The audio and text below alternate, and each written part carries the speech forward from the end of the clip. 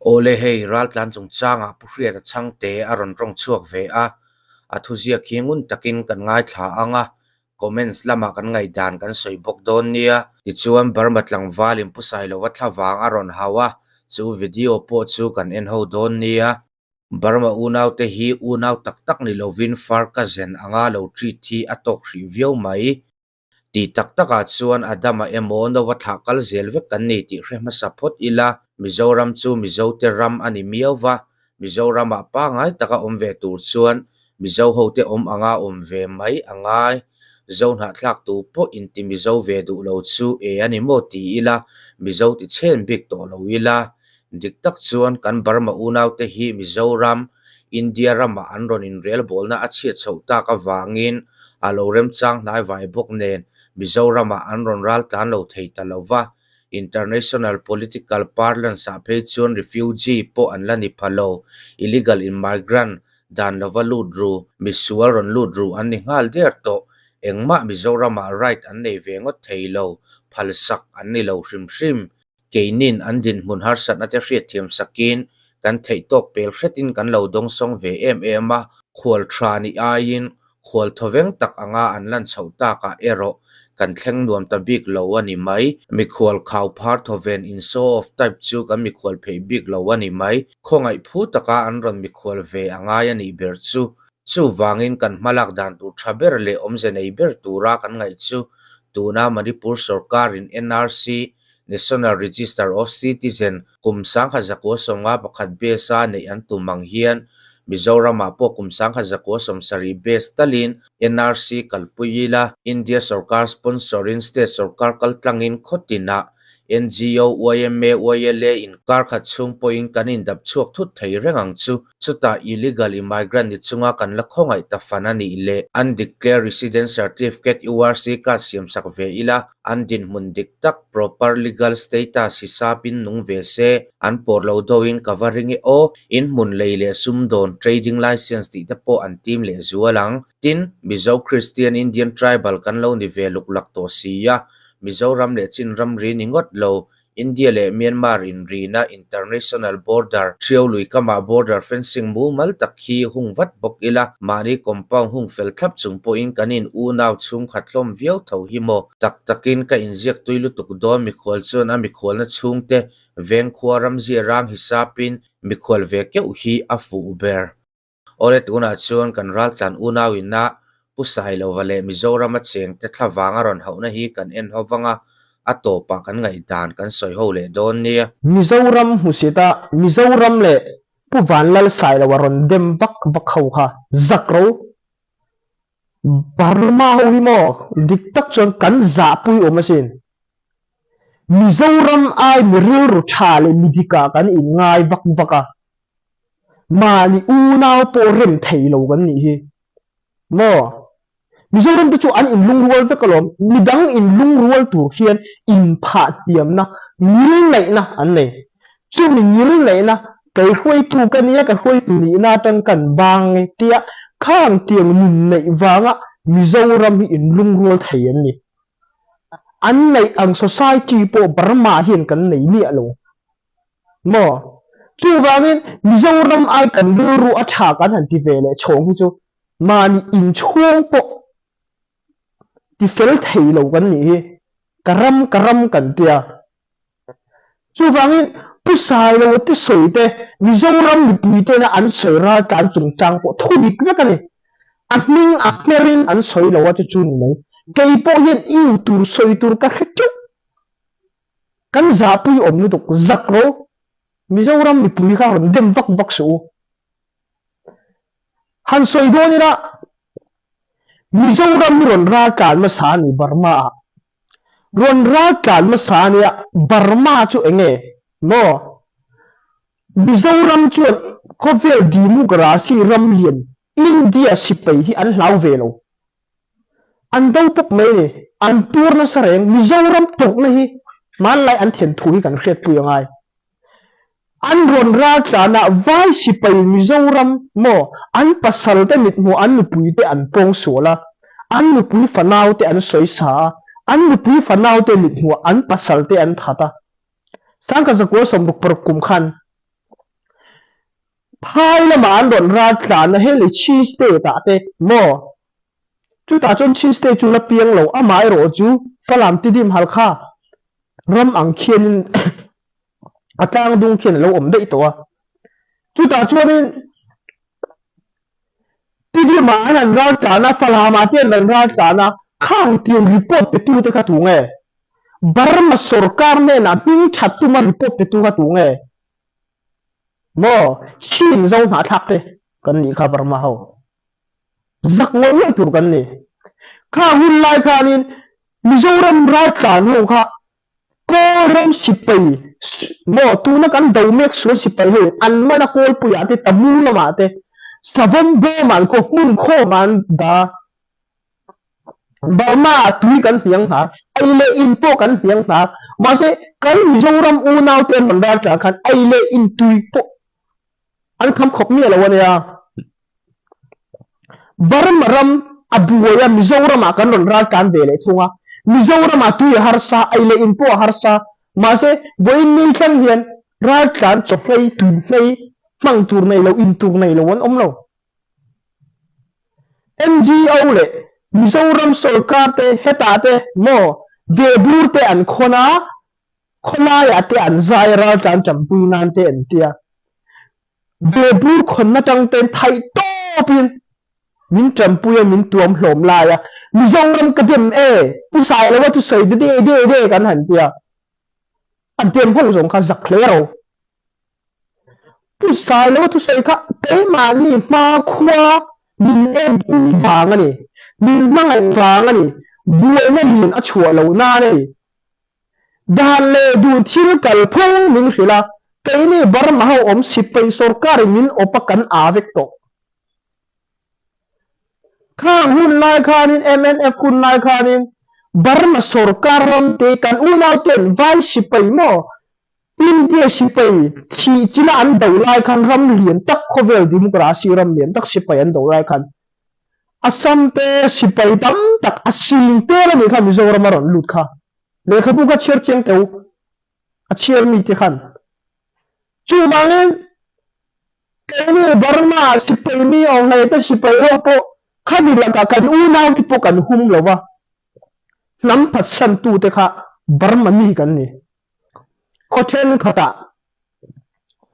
Burma u naw te zo na thak te kan ti buaya a then Mizoram Rajasthan an kuma an thoku lain achanin an report no chubanin boin ni thangin Burma zo na thak te kan le lungrol lo Mizoram ka king Mizoram chu ti khat ni an sual kan han tia Burma zo na thak te kan thai chu engat ni kan u naw te kan rem thai lo ram chunga mi po lal du kan le hi ma ni ram kan tia dikta ka soi chuan thil hi atoi zonga soi chuanin chu ani top mai ni en kim mai ni chan le wanga thil thleng ani ya tuna Mizoramin u le naw te manga ya kan then tu chia kha chu kan then tu chia ni ro se ril ru kan lo in ti na sakton zo to tuna chu zo na ta te in pum khata hun to ti in u chan chanin an changa thu dan le sei nu hil ve de ka ni na in buai chu tin khati kan han ti le ra kan an chi lai te kha le an lai te khoi an lai Mizoram dem bak bak ho mo tu na pu sai le an dem bak bak ho khoi an lai om so a kha ni lai ti chu mo mania ai te ti di mu na pa kha ri na ro sei chiama pu sai lo wa thu sei lo pui te po ron sei ta chiama kha thil kal phung ani mi alo Mizoram a hian ra kan zalen mo an om nuam kan ni la sai na thim pen ro se a dongi meri dongi te po ni ro se an som vek in ang khatin Burma u naw te an tia an va hu si chuang lo po an ape tha an ni le ma zo som po an roi na sa jok mo roi tu po an nei tamani in ang khatin hetilama ate beratanga lien ber thangin mang an le har sari chu ram boi na tung telani Mizoram a hian inga tinge kan chunglu vek zel ma ni rambo siam thatura ke pen lo hian rak rak kan nia zaklero aji khin hun lai ron nia Burma ta han kol pia te sangka sa kon somret parit kum khanin buainan sa taka choka do sa su chi kan ti ang te manan lo nia chuanin CNA po aron piang na aron ni chawa kami hun pia lama khanin Burma unaw te kha Mizoram an ra ka ni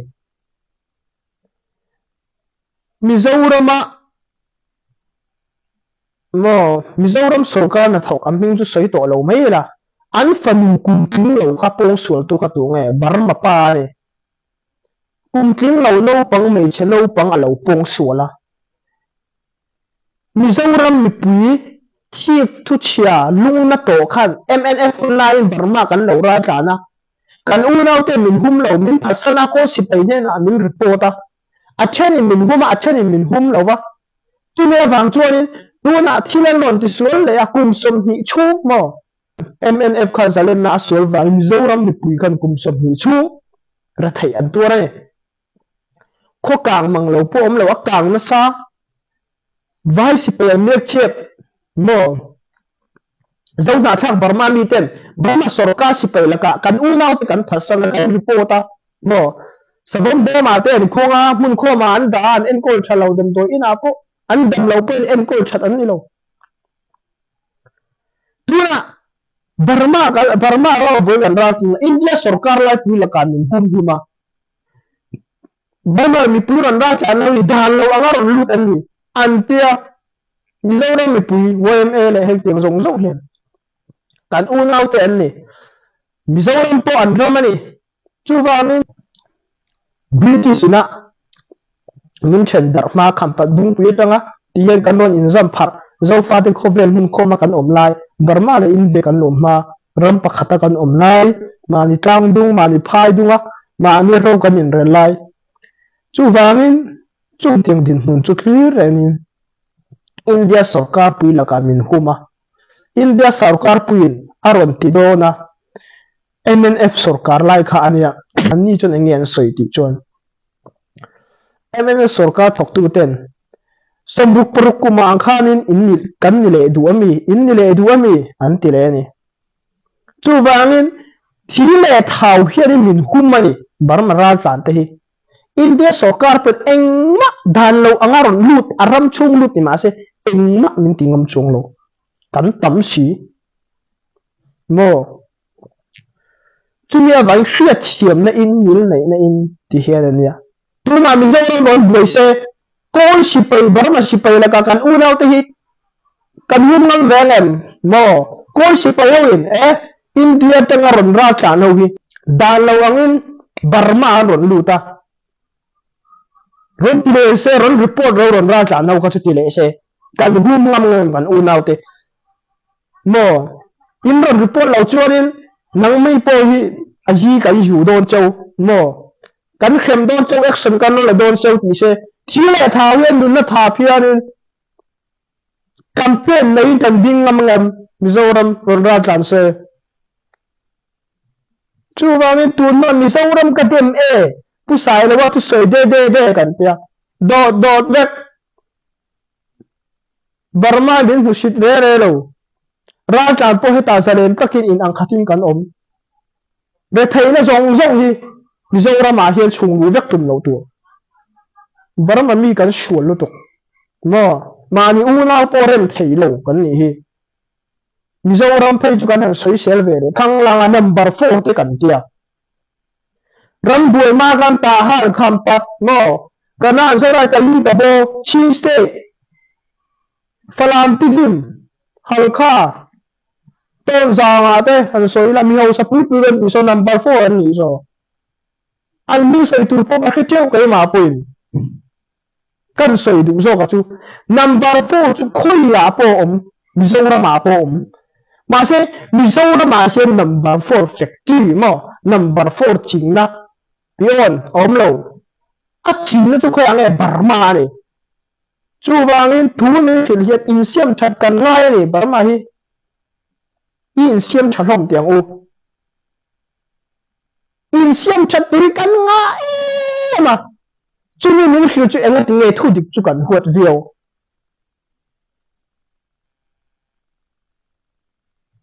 number 4 pulu tu chú Burma tang alu tani cái mà anh cái xem thật ngay lu say na an man tam tak so Burma tu na Burma sang tel chuang Mizoram lung in an tang Mizoram atuan an that thul lu ina tang an kang chuak thul tu ta ne Burma chú vang kan ni na hi kan hoe ne ma huat bak tur po om chuang lo mà ni u da te la kan lung rual pi si lo in siam that kan ngai du cho min soi se lang chu amen pek me mai tu a do thai tu ang yin lei tu hi kan li angai sang kha zakwa som kwa chau vel sang hi don vel khanin i ka chiang che to lo wa ni le tha phai kha chu a hi kin hun lai ne kol pia te kong an zo but buta do san simante cna te an piang na chan ni ta tu di chuan Burma tam taka Mizoram an ra trana Mizoram na thok tu Mizoram sarkar na thok minister pakhat kha afanu kumting lo kha Burma pa khanin apong suala ni apong suala Mizoram runa khanin in no chuana run pui khan siam ta ni Mizoram puma Burma ron ra tlan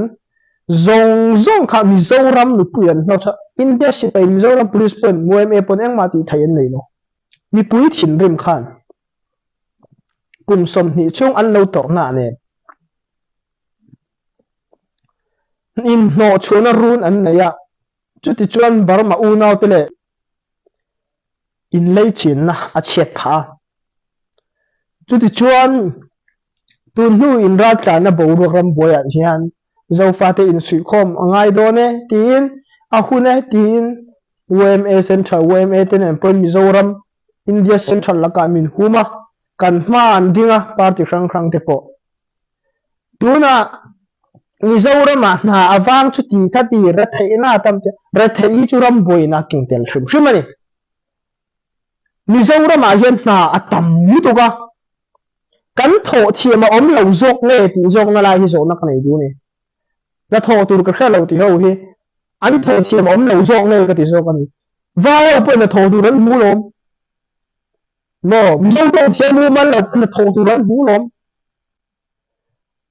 kan tho pe zo om lo nge kan thiam zo om lo nge ti ko pian min han to ka khang ti ang chuan lama kan hanga Mizoram soi chet tum na chuan lama kan hang doi chuan Burma po na tho tu rawang khang tiang chuan mo khoya po mi chale mi fel mi pe mata chuan tho tu rom zel chu ti ruan mi that cheta chuan US a po tho tu rawang an ho yu nga kut do an to mai in pum khat na ti chet pum chen khat ho hi ka ho chin ra kan hian in pusai lo an holo ra kan hian Mizoram an holo heta WMA te den in ling na thata an na ya WMA in se tam tak chen kan ya an na tho ha ziate an klem ngai ziate chu ti chuan mi Burma lama chuan zonun se moi mi zo tlom ngai na hi a chuai na sa to em ya thang tho te kan chom nu hi ngai to ni tu na ma khokang a mi in pe te mi thok lok te mi thok cha u le naw chen le ro chung kwa ham chan na kan sana ko ta nga in pe lu tuk tiang te mi a ma ni future ma ni chung kwa po ngai to lo chu tin te Burma an soi sel fak ka bing atang te ka khethin Mizoram a chon chung tiang an ni lo fin na le thiam ni poi mo view ma ni se mangai na le rin om na chuan ram le na ma siam thri na tung ding chi Mizoram a chuan in khoya po kal la khoya po om la to soli to kan ni chuan in mi hian an tan pel lem lawang che a chan chu an society a bet kat mo ruma hian in Mizoram lo ba ka min khai kho thaum lo phun minut Israel fati kan ang ka ti chin Israel fat phun chiar zia kha sarmo na pulpita pathian thu kan ngai khavak baka Burma ra tlan din mun che chi ani dik tak a soi chuan lo nun ne la kan phun nga Mizoram le pusai lo ate on dem vak vak hawa zak hlero lam feeling pu ho ka ti mai hang tiang ka mo in lung rual na po du tak tak lo ho heti ko bin in lung rual na an kal pu ya zo fa te in pum khan na chumi ron ti chetu ma ron soi se vak vak ka ngai ke chuan chu ba ve kai in siam that ngai Mizoram mi buai ang po ni se an ni chon lung rual ang Burma ra ma po ron ra tlan ro se Burma ram dan le dun an ron ti kholo win an ron ti buai lo wang number 4 pa nan tol vak don lo an rama Mizoram number 4 chin na po om lo factory po om lo no zu siam na po khol po om lo an man hia aruk chu khoi rama po thil ruk ki chu kal reng thau a factory nei tu chu Burma zel kan ni Burma apong sual na po atheng na sa ruk na po atheng na sa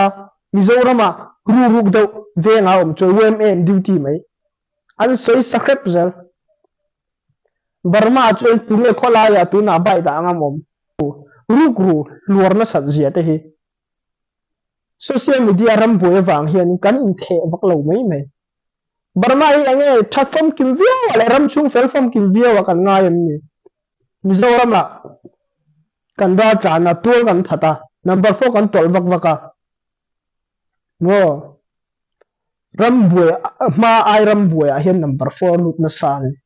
police ho pon an man na sa Burma mi le ra sang te ning li som an tang ani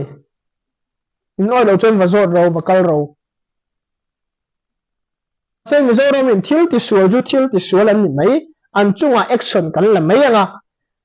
ra kan mi tha tam takan om chung tiang ni na zo fa te in pum khat na ti chetur hi chu kan du lo an tia ado thai tu an tia chumi in kara mi kholo mi sual chan chin ra kan an mon sai chuani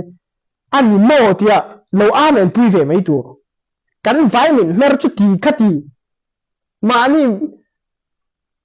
mi sual chan chin an sai chuan kai ni mi sual kan ni lo chuani ke ma ni mi sai anga kan lo ngai khat na hi hay po hi so si pai na min obbe ko si pai ho na min obbe rai lu tuk kan society kan bo lu tuk lu ta po nia isi mangu zakle tur kan ni chu wangin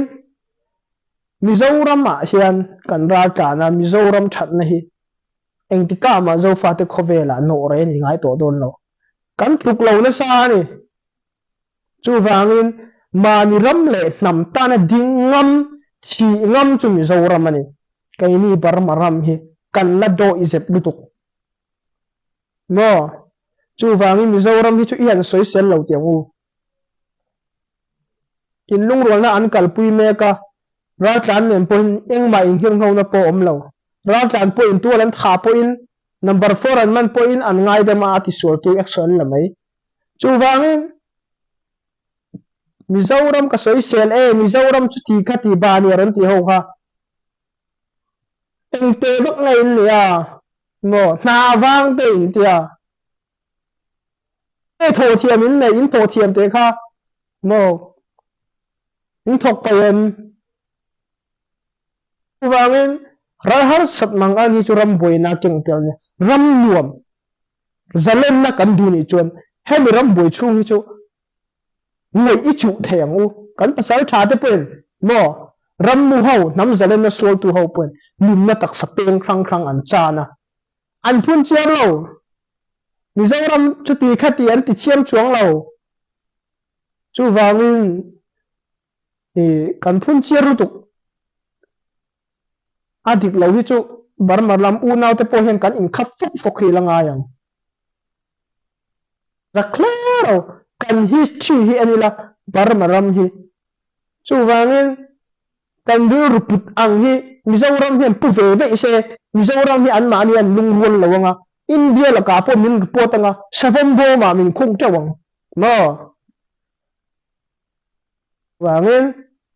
mi te chat na hi zon hu ka an chat lo na te an fel lo na te engam mo chu lo om ve thi ma se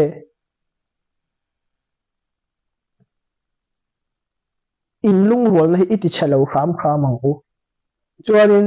zofa te in lung rual nei pathian ro manania mi hringina ati chet thei po ani lo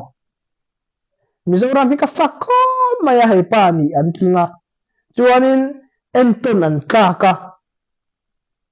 an ni lo ba ka enton ka khen om lo ani Mizoram hi zo na thak te in pui Jerusalem dik tak hi alo kin zia hi tun nuwa hianin alang chianga chu wangin ra kan le hetai NGO por khang Mizoram sarkar pe Mizoram mi pui te na in lei chin na tha level khata heta ram nuam taka kan len laya thil a koi zong le aru ru che zonga in lung ro na ron ti chetura thu ron the dar vak ho ka lo sim hle to ro in history che mai chu wangin thu bel chiang don lo kha ron sei lo ula a thang enge muwa sei sel kan lo kai ni pon kan fel fam kim lo a om hi ali ani Mizoram an ron ran tan khanin engting enge kan lo ti sak vak kha mai to ve mai tu zo na thak te ro re na pakhat ngoi kan om thaina kan va ya ke pen ro itang ho je na mu ti kha top khana ni se chuanin tong kam na lu tuk te enge mo kalo sei ni chuanin min no he thiam don ne kalo me ole he video hingun taka kan en ho chuan etlang wal thu soi hi adik view maya ral tlante hi kan ho reng lova kan khonga in kan mangai bok miom thadu lo tlem te awangin ral tlante an ming chele thina chu wang chuan ral tlan kan ni chuan ral tlan angin om mai ila ram leilung fa te chanvo kan chu sak lo hi a thakop mai engponi se unaw kan ni hi hrenengila aramin min thena wangin dan le thu pe ka hranga Mizoram om kan ni chuan Mizoram mi puite din mun hi chu pui lo a thakop mai mi om thadu lo tlem te awangin ral tlan an bol phowa Mizo mi pui le pusai lo vadem zonga chet fo hi a fu lova Mizoram a cheng Mizo teril ru hi kan ti kholo zawang ti a lo om khop mai